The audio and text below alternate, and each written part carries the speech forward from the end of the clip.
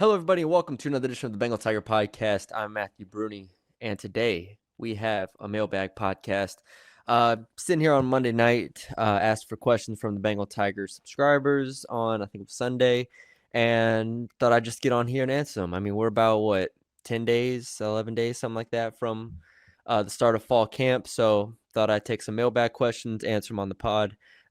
We have not had many pods in the last couple months. We are planning to get back on a regular schedule, starting this week or next week, with consistent mailbags, previews. Obviously, once fall camp starts, we'll have all of that stuff up as well. So apologize for the delay. All of our content and all of our preview stuff can obviously be found on the Bengal Tiger On3. If you are a subscriber, then you know where we are. But this is our, YouTube, and this is our podcast platform, which we want to grow this fall as well. So we appreciate all y'all sticking with us here. And let's just jump right to it. I'm just going to riff. We're going to talk, and we'll see how this goes. All right, Mr. Virgo 910 up first. What player or players do you think are the most underrated? So this is a question that going into fall camp, I think there's a lot of ways you can look at it. You could look at it as a player that isn't getting much attention or notoriety, is kind of off the beaten path. And I would say in that instance, it would be a non-starter in most cases, or at least not a high-level starter. Like, I don't think you can say in this situation that like Caden Durham's underrated or you know, a Trades Green is underrated or something like that. But I think you can make like a pitch that anybody on the team is underrated in a certain respect. Like, heck, Garrett Nussmeier gets second team all conference preseason behind Lenore Sellers. I think that's kind of ridiculous. And I think having watched, I'm actually a pretty big Lenore Sellers fan, but apparently not big enough because I don't think he's better than Nuss or Arch Manning going into the year, or DJ Lagway. Honestly, I think he's my fourth quarterback in the SEC. Regardless, what I'm saying is I think you can phrase it to where anybody could be underrated. To me, as I look through this roster, if we look at like top end players that I think are underrated, as far as nationally or at least in the SEC goes, is Aaron Anderson underrated at this point? I don't think people understand how good of a season he had last year. And I'm not like the biggest Aaron Anderson fan. Like, there's people who say he's going to be, there's people on our board that said he's going to be around a first round pick. I don't see that. Like, I don't see first round pick from Aaron Anderson. I like Aaron Anderson a lot. I think he's a great receiver at LSU, but I don't think he's a first round guy. So does that make him underrated? I don't know. My pick, and someone that I'm just going to be higher on going into the year than I think most people at this point, is Patrick Payton, transfer from Florida State, who was terrific in 2023. 2024 on a horrendous Florida State team, did not have huge production at all, was kind of, if you watch the film, it's very up and down. There's some moments where it's kind of lackadaisical. He just doesn't seem as engaged. So you get that player from 2023 and you hope that he is as engaged as he needs to be, which he should be, a veteran on the defensive line, a replacement for Braden Swinson off the edge. I think that is absolutely paramount that Patrick Payton has a huge year, and I think he is. I think he's going to have a very successful season for LSU this year. But I think the perception of Patrick Payton has dipped so significantly that it's kind of like a buy low proposition for LSU this year, in terms of you have a guy with this much talent, this much success, pedigree, even a guy who was going into the last year as like a projected first or second round pick because how good he was in 2023. And now you have him as kind of an afterthought on this defense. And I think he's a top 10 player on the team. I think he's going to be very, very good. I think he's going to be in the backfield a lot. So I think he's underrated in my opinion. So I'll say him on defense. Offensively, I'm not going to go Aaron Anderson, even though, like I said, I think he's a good player. Offense underrated. I mean, it's kind of. I think there's a world in which Tyree Adams is now underrated. I think people have kind of forgot about him.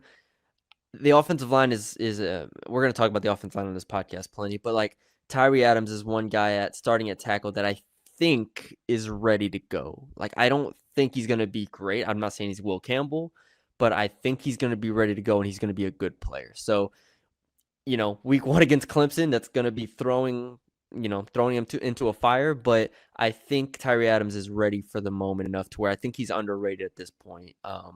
In terms of national perception and LSU perception, I think Tyree Adams is ready to go at tackle. All right. Appreciate the question. T. Corley, 1226, asked, what do you think the deciding factor is between LSU losing and winning week 1 against Clemson?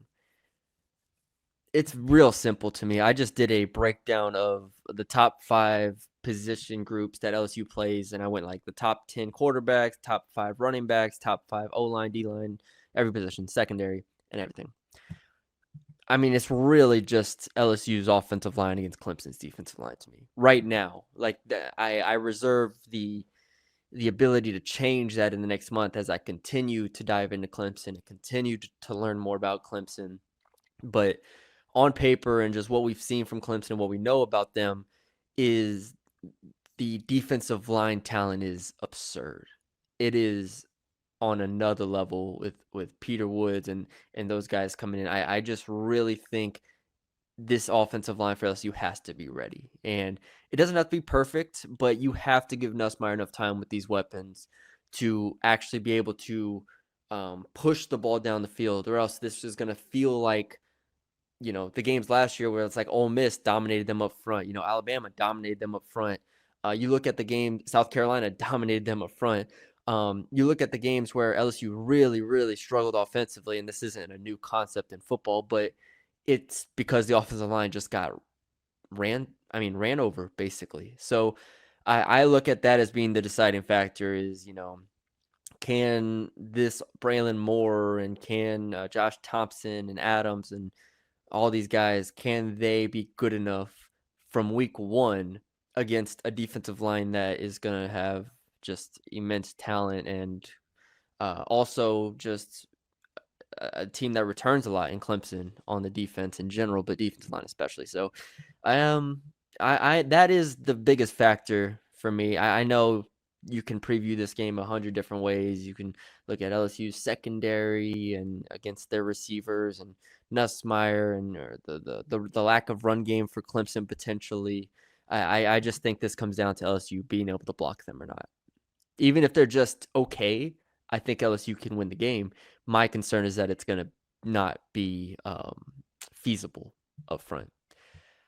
All right, appreciate the question. Go PJ up next asked, how big of a jump do you think the run game can make next year? I'm optimistic about the run game. Alex Atkins coming in instilled a lot of faith for me. Watching him in the spring work with the tight ends, work with the run game, the counters, GT counters, the different run schemes that they were able to do in the spring, and obviously they're going to expand on that in the fall. I struggle to think that it can be as bad as it's been the last 2 years in terms of traditional run game. Caden Durham is now solidified. Like, we know what we're getting. We're not going into the year hoping Caleb Jackson can be what he needs to be in terms of like last year. We were just hoping somebody could unseat Josh Williams, and that's not a shot at Josh Williams, a very, very good player. But we know we're getting with Caden Durham right now, right? So you have that. You have Alex Atkins, and I think in general there is a better understanding of as to what works and what doesn't with this offense in the run game. Another factor that I don't think people last year really took seriously enough, which I said this when it came to Nussmeier, I said this when it came to the run game, the lack of vertical spacing that last year's offense struggled with, failed to provide, really, really hurt the run game as well, because you saw linebackers, you saw safeties, you saw teams just really start to press the box. I'm not saying they were stacking the box by any means, but they started to press the box in a sense. And it limited what the offense could do. I thought the offensive line had their hands full consistently. And with the additions of Barry and Brown, with the healthy Chris Hilton, hopefully, with Trey Green, with all these playmakers on the perimeter, you hope that the safeties aren't going to be as involved in attacking the run game for LSU this year. So there's a few factors into why I like LSU being a better run offense this year. they still have a new offensive line, and we're going to have to see it in action before we really believe it. But I do think they are going to be better. So how big of a jump? I'm modest increased. I'd have to go back and look at it, but I think Caden Durham was already in a really good spot in terms of yards per carry last year. It's just kind of as a team they weren't consistent enough. So at the very least, I think they'll be able to run on most teams that they play, at least at a decent level. I'm not going to throw out numbers here, but yes, how big of a jump? I think it's a modest jump. His second question: if you could guarantee one player has a big game for his Clemson that would result in us winning besides Nuss, who would it be? One player having a big game versus Clemson.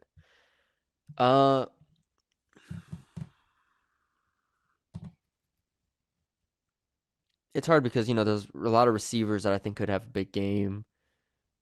You're not going to pick an offensive lineman usually. Or, defensive lineman, I don't think you're going to pick them. So it'd have to be one of the playmakers. I'll say Harold Perkins. I don't know how much of a limb you want me to go out on. I don't know if you want me to say Gabe Relaford or something like that, or Xavier Thomas or Nick Anderson, but I'm gonna go Harold Perkins, and it speaks to a larger point that I have going into the season in terms of Harold Perkins decides this team's ceiling. And I kind of said that last year about the defense. I said going into the year that Harold Perkins going to decide this team's ceiling, and it did, because he was not healthy and didn't play. And when he did play, he was not as prolific as we expected him to be. And so as a result, you saw the defense be good, right? It was fine. It wasn't great. It was like top 60. If the defense is going to be ready week 1 against Clemson, Harold Perkins has to be ready to play at the star position. He did not have spring. He has not had most of summer in terms of like being real 100%. And this fall, he's expected to be ready to go. I think Harold Perkins has to be in a position where he's not just physically healthy, but he has to be mentally a step ahead. Like, we're done with the days and we're done with the games where it's like, man, what do we do with Harold Perkins? What does Harold Perkins do? He makes a couple tackles here and there, he makes a couple plays, but it's just like teams scheme against him or they figure it out and they're able to hurt LSU in other ways. Harold Perkins at this star position, if he's going to make this work, has to be able to cover in space. He has to be able to get after the quarterback. He has to be able to play the run, stick his nose in the run game, and be a much better block shedder against the run than he has been in his career. Like, this is no longer like, oh, let's figure it out for Harold Perkins. LSU has done everything in its power to put Harold Perkins in the best position. We've gone through 2 different coordinators. We've seen them cater to him in terms of whether it's defensive end, inside linebacker, nickel, and now it's star, Sam linebacker, and now it's star. And at the end of the day, Harold Perkins just has to be a playmaker, and he has to be at a level mentally that to match his physical potential.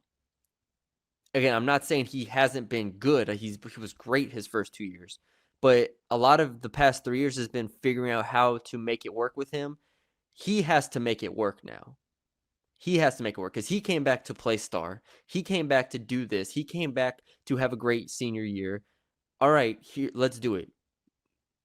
Like, everything is on the table for him to have a great year. I hope he's healthy. I hope he's 100%. But like, you asked me what it could come down to for Clemson, it could come down to a Harold Perkins sack. It could come down to an interception for Harold Perkins. Like, he is the game breaker that they're going to need against Clemson on the road, because man for man, I don't know if they have as much talent as Clemson.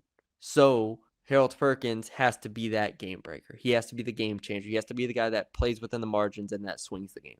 That's how it has to go, to me, if you're asking me to pick one player. All right. Michael Gary Scott asked the question. He just always asks the best questions here. If Brian Kelly won a title this year and decided to retire, who's a realistic replacement that you think would kill at LSU? There's no way I can answer this and people will not be upset. There's none. I mean, besides bringing Nick Saban back and him actually wanting to do it, Like, I don't think there's a way in which I answer this realistically and people are happy with me. Like, I mean, the Harbaughs, I just go immediately to the biggest names I can think of here because anything else LSU fans will not like. And they shouldn't, it's LSU. But I don't have an answer for that. Let's see it. Appreciate the question, Michael Gary Scott. Go 63. How worried should we be about this offensive line? They seem to be the single biggest question mark on the team right now. And with the Clemson and Florida defensive lines in the first 4 games of the schedule, I can see them ruining the season right out the gates. Have we learned anything this offseason that makes us feel better about the position? I don't think we've learned anything because in spring, I don't think they were great. Like in spring, Josh Thompson wasn't there for not majority, who got there kind of like in the midway point. We didn't see a ton of like Solomon Thomas in there. There's a lot of individual work for him. Karius Kern, I don't know if he's going to be like ready to go week 1. So what you have is Braylon Moore. Let's say, the second guard spot's a question mark to me, but like Weston Davis and Tyree Adams at tackle, Josh Thompson at guard, and then, that other guard spot, whether it's DJ Chester, whether it's Paul Mabanga, there's a couple names you could throw out there. I'm interested to see what combination they stick with, but like that's kind of my tentative thoughts going into it. Have they? Oh, sorry, I forgot to change the question on the pod. Have they done anything this offseason to make us feel better about the position? Have we learned anything? No, because in spring I don't think they were great. I think the defensive line got the better of them most of the times, just from what I saw in the spring game, and I think in a lot of situations where the media was available, I thought the defensive line was better pretty consistently, which is great for the defensive line and Kyle Williams and Kevin Peoples, but I don't think the offensive line instilled much faith for me going into the year. Now, that was 4 months ago, 3 months ago. So how worried should we be about this offensive line? I don't think you should be like jumping for joy right now. I don't think you should go into the year saying this is a high level offensive line. If they turn out to be, then great. Then Brad Davis is awesome and you give him a huge pat on the back. But after last year and honestly a disappointing year on the offensive line, and then you lose 4 NFL draft picks, I think it's very, very realistic and understandable to be hesitant about the offensive line. Like, you're not a bad fan if you say the offensive line is a concern going into the year. You're a football, you're a fan of a football team that has a serious question mark here. Because honestly, what do we know about Weston Davis and Tyree Adams? And even honestly, like, I like Braylon Moore, but I don't think I think he's like a Charles Turner type. Like, he can be better than Charles Turner, but I think that's the type. Like, he's not overly physical at the center position, but he's really smart. I think he pass protects. So, there's different things. Will DJ Chester be better? Will Paul Mabanga be better? Will one of these freshmen step in? There's way too many questions for anybody to be like, yeah, this O-line it's going to be elite. Okay, maybe. But I don't go into the year saying that. And we haven't seen much this offseason to be like, yeah, they're going to be stalwarts. Like, they're going to be really great against Clemson week 1. I can't go into it expecting that. That much I'll say. All right. Thanks for the question. Germans asked, name 3 to 5 players you're high on heading to the season. 3 to 5 players you're basically not as high on. Won't live up to expectations. All right, let's do 3 to 5 players I'm high on here. I'm high on Garrett Nussmeier, high on Caden Durham. Barry Brown, I don't know if that's one that everybody's high on, but I think he's the best receiver on this team. Give me Barry Brown. Obviously, love Trey Green. Who doesn't? I love Josh Thompson. I love the film for Josh Thompson. If we're just talking my guys here, Josh Thompson, I really want to believe in him this year. Go watch his game against Ohio State. I thought it was fantastic. And Michigan, I thought he was pretty good. Gabe Rutherford, another one of my guys going into the year. Very, very high on him. I think they need him to have a big year. And AJ Halsey, all Big 12 selection. I think he's going to be great. So I also like Tamarcus Cooley. Tamarcus Cooley is an interesting pick for me because I loved him at nickel at NC State. Safety is going to be interesting if that's where they use him like primarily. I think he's a really good playmaker in the back end, so I think he's going to be fine. But like, I would love him at nickel. I would love him at nickel at LSU. That much I'll say. And then 5, I've maybe won't live up to expectations or yeah, based on spring and summer. Let me think. I don't know. Like Nick Anderson is really high. I feel like externally has high expectations. But LSU fans and LSU like people, I don't think go into the year be like, oh, Nick Anderson, 800 yards, 8 touchdowns. Like he could, but I don't think people are going into the year saying like that's what he is going to do for sure. He had an awesome 2023. 2024 he was hurt all year. And then in the spring didn't play much. Like was not with the ones for much of spring. So Nick Anderson being like a top 2 receiver on this team at this point would surprise me. So I can't go into the year saying he's gonna live up to like expectations of being like that. If that's his expectation, I don't know. I don't want to rag on a guy before the season. Like it's hard to know. Like we're guessing at this point. But I do have questions about Weston Davis at tackle. Like I thought they needed to bring in another tackle in the portal. They didn't. And maybe that means that it definitely means that they like what they've seen from Weston Davis, but is it enough? He was a former 5-star on On3. Like this is a guy who is incredibly athletic and has awesome upside. I'm interested to see how it works out in his second year if he starts. Anybody else?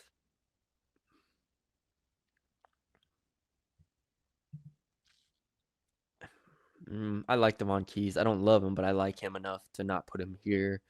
Live up to expectations. I'll say like Jakeem Jackson had a really quiet spring and obviously didn't play much in 2024 because he only played the 2 games and the Miami game was not good and the Samford game was Samford and he was hurt. And so it's hard to get a gauge on Jakeem Jackson as a former top 40 player.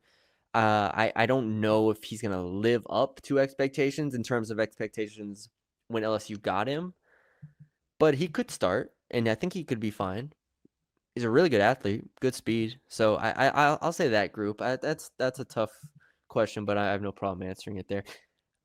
Yeah, the safety position's also kind of tricky because it's real muddy, right? If Halsey and Cooley start, like is Toviano going to get on the field enough? Spears, Rogers, Gilbert, I don't know. Like the safety position's really tough for me to assess, so I can't say anything there.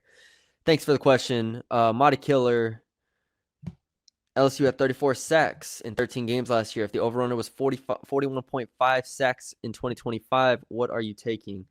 I'm assuming that's also in 13 games. Like, obviously, if it's 14, 15, I'd take the over. If it's 12 games, I would lean under. 13 games again. It's better than 3 sacks a game. It's a huge year. I'm going to say under. I'll stick with like a 38, 39, which is very realistic. Again, this kind of comes back to Harold Perkins being a disruptor. Not saying he has to get like all these sacks, but he has to at least be accounted for. I like this defensive line. I also liked Braden Swenson quite a bit. And if you go back, a couple years to the defensive tackle, like the Makai Wingos and stuff, like I don't know if they have that level of defensive tackle. I like Relaford a lot.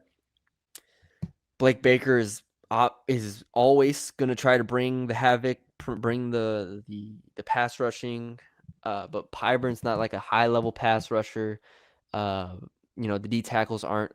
McKinley could get there as a pass rusher, but most of the other ones are kind of more physical, I guess, in a sense.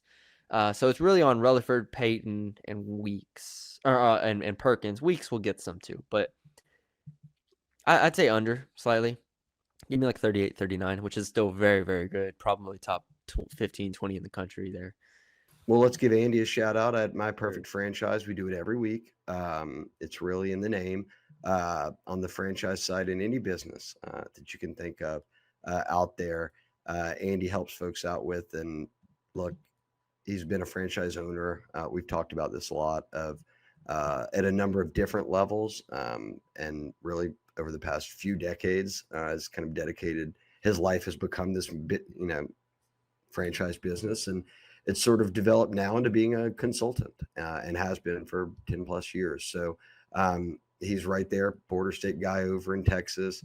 Has done a bunch of stuff with folks in the Bengal Tiger, but all you have to do is hit him up, and whatever it might be, you might be saying, "Hey, I don't know anything about how to get into a franchise," or "Hey, look, I've got this restaurant I'd like to get into," or whatever it might be.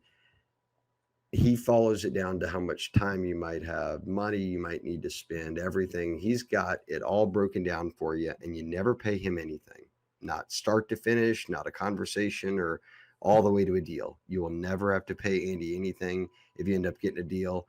Obviously, that franchise and Andy will have an agreement in place. But on your end, to have a consultant for free, just even hit up on email and kind of fill something out is big. And we thank Andy for it. And he's also landed his kind of new deal this offseason was to get into NIL on the college baseball side, which he's a massive college baseball fan. So any deal that he does with each kind of college that he has an ad deal with, like us here at the Bengal Tiger and LSU, he'll kick back some of what ultimately, if you do end up becoming jumping into a franchise, he'll whatever he's paid out, he'll give some back to LSU baseball, and he's already done that this spring. So shout out to Andy for that, but hit him up, 404-973-9901, 404-973-9901, or email him, Andy, ANDY, at myperfectfranchise.net.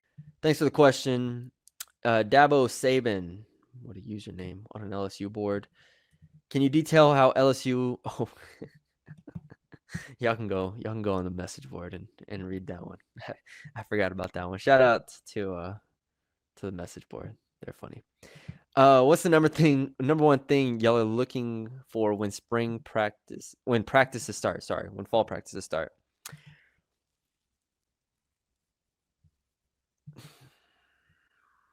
First thing that came to mind was receiver rotation. First thing that came to mind. I think it's going to be, Hilton, Brown, and Anderson, and Nick. Okay, Aaron Anderson's going to start. After him, is it going to be Chris Hilton, Barian Brown, or Nick Anderson? Like, two of those three will start next to him. Who's going to start there? How do they use them? Barian Brown can attack at all three levels. He's not like he wasn't perfect at Kentucky, but I think he showed a ton of yards after catch ability. I would personally, it depends on Nick Anderson's health, and if he's or not health, but it depends on Nick Anderson's level.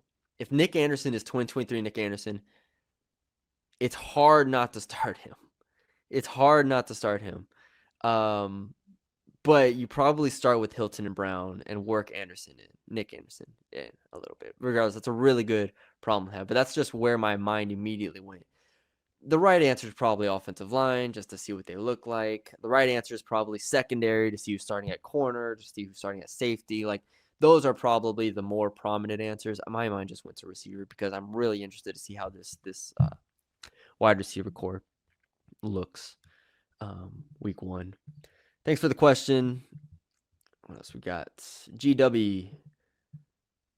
What's one player on the defensive line that isn't talked about much that could turn heads? And then he's asked CJ Jackson. I struggle to see like a CJ Jackson or a Kalaj Cobbins or Dylan Carpenter because they've just been recruited over. I mean, if we're being frank, Pyburn and Butler and Peyton were just three veterans in the SEC, or not in the SEC, but at a P4 level that were all brought in to play immediately. Gabriel Elliford, I think, is playing immediately. One of those guys could, but I think if you're asking defensive line, you're including defensive tackle, and I think that's a lot more of a nuanced question in terms of they rotate more on the defensive tackle spot, whether it's down, distance, situational, whatever it is, just to get rest. isn't talked about much that can turn some heads. All right, McKinley and Burrow are out. They're talked about a lot. Guillory's coming off injury, but he's talked about plenty. I'll go with Bernard Gooden and Sadir Mitchell. Sadir Mitchell turned heads in spring. Sadir Mitchell was the worst player that LSU took in the transfer portal in terms of what he was last year. Really the last 2 years. At Texas, he was not good enough. He didn't get on the field, and when he did get on the field, you go watch his snaps. They were really rough. Got stood up really easily, did not use his leverage, was not just pushed over for a 350-pound guy, just shoved around. It was really, really disheartening to watch. But in the spring, that's where you get Kyle Williams involved there, and I thought he looked he looked different. I think that's the best way to put it. He looked like he had a pep to his step. He had a quicker burst. He was able to win a lot of these one-on-ones against some of the interior offensive linemen. Not all of them starters, obviously, but he was able to win more of them than I thought. I think in one-on-one situations he does really well. It's when he gets the play is kind of coming at him and there's combination blocks or there's different pullers, like there's things going on and he can't really process it, or couldn't, I should say. Hopefully this year he's able to do that at a higher level, because I think they're going to need him as like just a force at the D tackle spot for 15 snaps a game. I don't know the number, but I'm just throwing something out there. Then you get to Bernard Gooden, a transfer from USF, who was good last year. I don't think he was great. I think this was definitely more of a depth piece for Gooden. I know a lot of people are actually really high on him. I think he's fine. Like, I think he's a fine player. I know somebody asked me before, like, would you take him or no, it wasn't Paez. Maybe it was Paez. It was one of the other defensive linemen. And I don't know if I would put Gooden in like that category, but I think he could turn some heads because he was able to get some tackles for loss last year. I think he is a bit of a playmaker. He's more of a 3-tech. He's not a nose guy, so you can see him in the backfield. So yeah, I'll say those two. I think those two could turn some heads. I don't know. Like, you have four or five freshmen in that group that I like Zion Williams quite a bit. I think he was like 5th or 6th in my class rankings. Buddy Mathis, Brandon Brown, Damian Shanklin, cool. I don't know if any of them really contribute this year, and I don't think the plan is for them to contribute, because that's why you get all these players from the portal. All right, thanks for the question. Texan Tiger 2 projected secondary versus Clemson. Star Harold Perkins. Cornerback,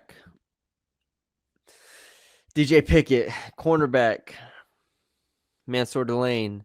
Safety, AJ Halsey. Safety, Tamarcus Cooley. I've said it before. I would love Mansour Delane at safety, and I've said it before. I would love Tamarcus Cooley at nickel.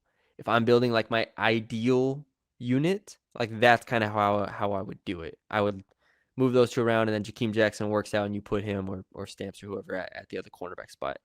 But Harold Perkins is at star, at least to start games. Like, he can move around to a linebacker spot or an edge. Like, I'm positive that they will move Perkins around, whether to different spots, to where you're able to play 5 defensive backs plus Perkins on the field. But if we're just saying starting 11 and Harold Perkins is at star, I think they're going to start Keys and Weeks at linebacker, or maybe both weeks. But regardless, like, they're going to start 2 linebackers plus Perkins at star and 4 true DBs. So there, I'll take Pickett, Delane, Halsey, Cooley. That's going to be my projected starting secondary. And then we get projected O-line versus Clemson. I kind of reviewed this already, but I'm at, from left to right, Tyree Adams, Josh Thompson, Braylon Moore, DJ Chester, Weston Davis. Chester is the one that I don't know. Like, Cohen Eccles, I thought was really good in the bowl game. Could he potentially move him? Maybe, but at this point, I'm going to say that's my starting 5 against Clemson. Who leads the team in sacks and TFLs combined? I'm just going to hope it's Whit Weeks. Or I'm sorry, I'm going to hope it's Harold Perkins. Whit Weeks is going to have a lot too, but I hope it's Harold Perkins. Because even you take away the sacks, Harold Perkins should be in the backfield, like a good amount. So I'm gonna go Harold Perkins here. I think he's gonna be an NFL playmaker. I don't want to set expectation too high for Perkins because I'm really scared of being disappointed. Really scared of being disappointed. But if this team is gonna do what it needs to do, Harold Perkins has to be a very good player. Like you could say Patrick Payton, you could say Whit Weeks. Whit Weeks is probably the answer for a lot of y'all listening. Y'all are probably yelling at the stereo, but I think Harold Perkins has to be that guy. He doesn't have to be first team all American, but he needs to be an all SEC player of some caliber. So we'll see how it works.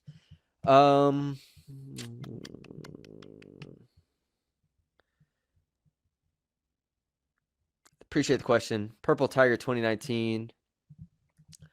How key will new run game coordinator Alex Atkins be to establishing the fresh running attack? I think it's going to be huge. I've said it before.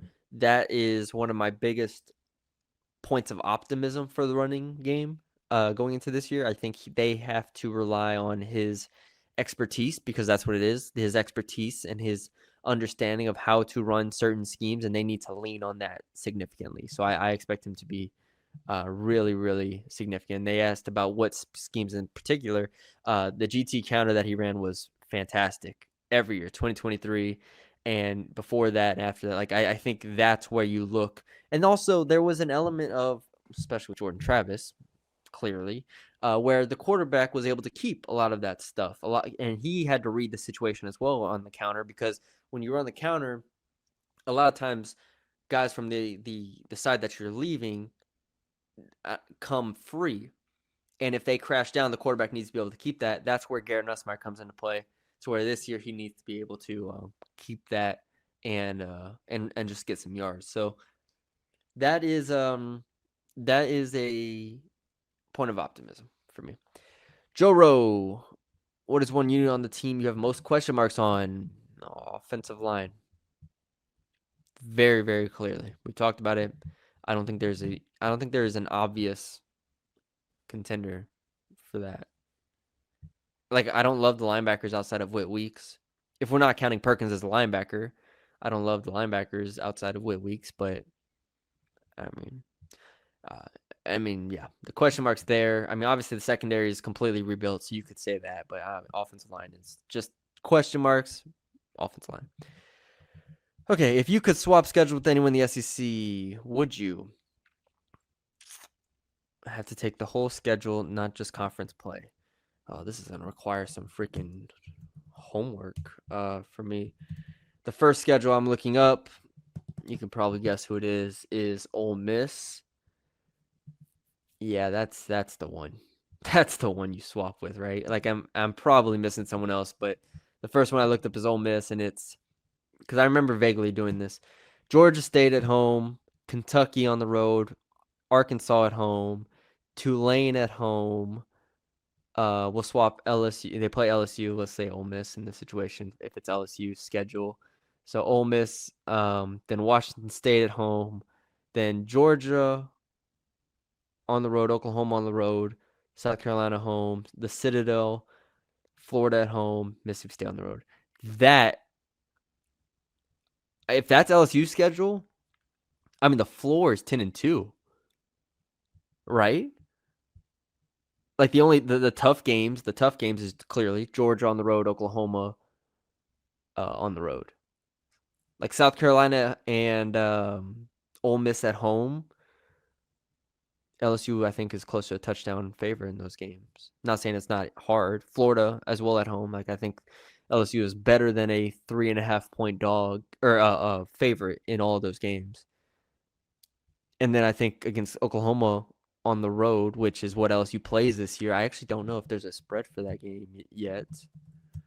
I'm curious now. It does not. Yeah, LSU is a 5. Am I reading? Oh, no, that's last year's game. LSU is probably a favorite, a slight favorite in that game. But regardless, you know what I'm saying. Like Ole Miss's schedule, that's Ole Miss's schedule. Yeah, I'm taking that. I'm taking that 10 out of 10. I didn't even need to look at anybody else's schedule. Maybe No, because Georgia plays Texas. Yeah, no, I mean, yeah, I take Ole Miss schedule. Good question. Made me think for a second. Um, LC8 also asked, how many games will LSU rush for more than 125 yards? I believe they averaged 116 last year with 5 games north of 125. It's a really abstract number. It's not an abstract number. It's a fair number, but it's a number that I don't know, like, if me saying they're going to get it for 6 this year really changes anything. Because if they get it for 6, if they do that in 6 or 7 games, but in the 5 games they don't, they rush for like 40 and they get their doors blown off against Clemson and Alabama, then who the hell cares how many games they rush for 25 yards? The run game needs to be good against good teams. That doesn't mean you have to rush for 125 yards. It means you need to be threatening. You need to be able to get hard yards. You need to be able to finish in the red zone. Related point. They couldn't finish drives in the red zone at times because they couldn't run the ball.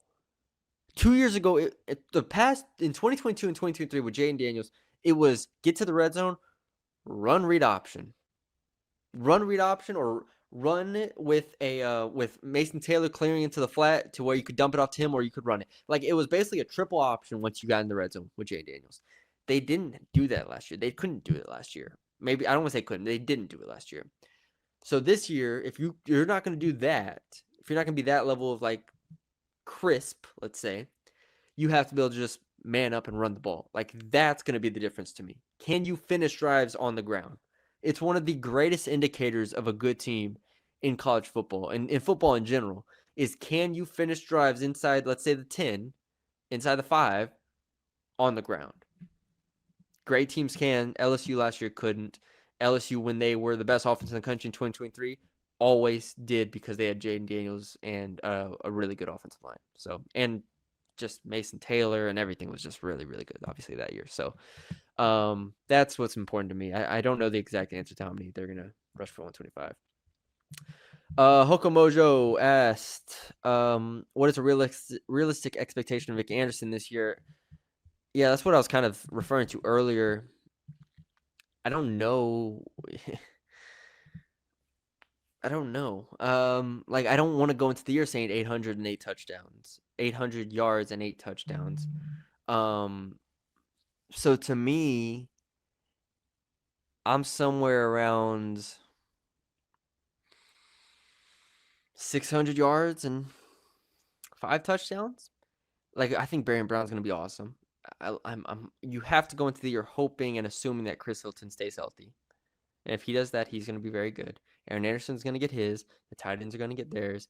I struggle to see Nick Anderson unless if he is a first-round receiver, which he could be. Maybe he is.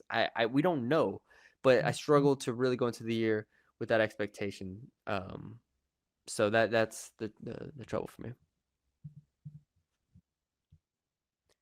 Thanks for your question. Jabo asked, when do you expect women's basketball to get a commit and who? Stay tuned to the Bengal Tiger for that. When? I mean, they could get one as soon as like this week. But who? I'll leave that to the board and to our site. Thanks for the question, Cairo Tiger. What is the position group that, if they take a big leap, will take this team to a national title contender, not just a team expected to make a playoff berth?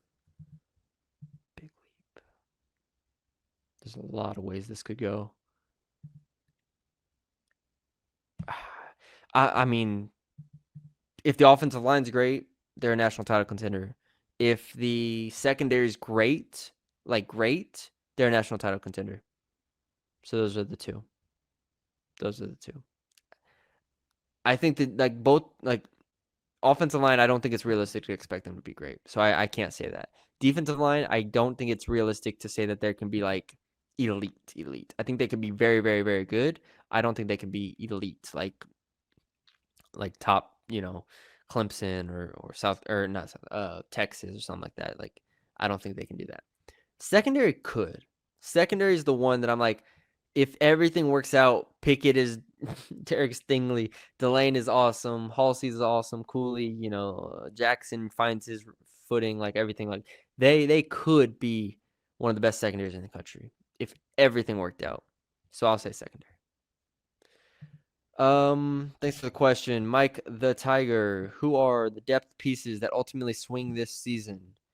Starters on both sides seem to be elite, but who in the supporting cast do you think could potentially take the next step in their development and raise the ceiling for the entire team?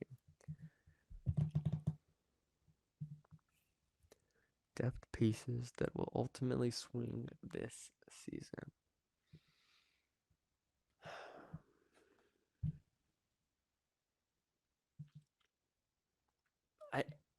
I don't know if depth pieces can swing a season. Like unless if it's like we're talking about non-projected starters that could swing a season.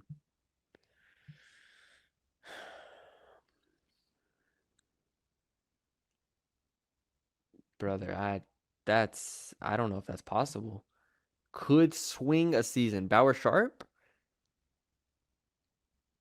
I don't know what that means in terms of swing a season. Like become a star. Like the way I'm reading it is that who's the depth piece that will become a star this year? Bauer Sharp, I think, is a very good player that could potentially be very good. I don't know about all SEC, but he could be a good complement to Green. O-line, I don't think any of these guys have become stars. Like Carius Kern could start at tackle and be very good. That could swing a season. I'll go there. I don't know. I don't know how to answer that. Maybe I'm just not thinking straight. But like I don't think Javion Toviano being good swings the season because that means something will have gone wrong with everybody else in that safety room. Not saying Toviano can't start and be good, but I'm saying like there's a lot of players in that room that could be good.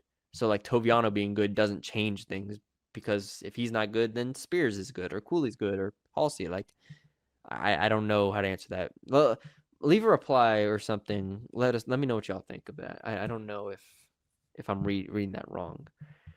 Last question. CD 104. Do you expect Charles Ross to have a big role in year one? I don't see how you leave his sideline speed on the bench when we play Marcel Reed and DJ Lagway, who would be a perfect guy to spy on them and allow Perkins pass rush.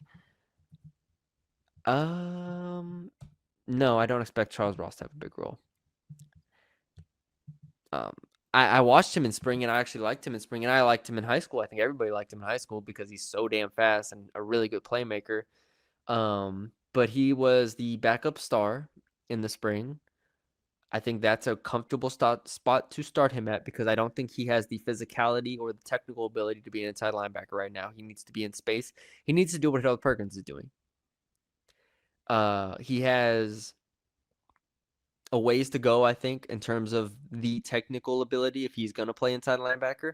If he's just going to be this like Sam linebacker or star guy hybrid like Perkins, that's asking a lot because there's very few players that move like Harold Perkins. Charles Ross is fast, like super fast, like one of the fastest players in the country in terms of what his track and field times were, but Harold Perkins moves different. Like he is like a different level of athlete to me. And so I don't expect Charles Ross to have a big role in year one. I don't Harold Perkins is going to be on the field a lot if he's healthy. And if he's not, then they're going to go, I think, 5 defensive backs when Perkins isn't on the field. I don't really think you need to bring Ross on the field. It's not speed is awesome, but like if you can't take on blocks, if you're not seeing the play, if your eyes aren't in the right spot, if the game is going too fast for you, then yeah, no, I don't just throw speed on the field. This isn't college football 26. But I get the concept of it. I just want to wait a year and then see what he is because for him to be on the field, he would have to take some pretty significant steps forward, which maybe he does, but I'm not going to bank on it this year. All right, that's it. Thank you all for submitting your questions. I hope I answered them adequately. Again, we will be back by the end of this month and into August with fall camp stuff, everything to know about the season, previews. So stay tuned. Thank you all again for working with us. Thank you all for the questions. Leave us a like, comment, share, subscribe if you haven't already, and we will talk to you all later.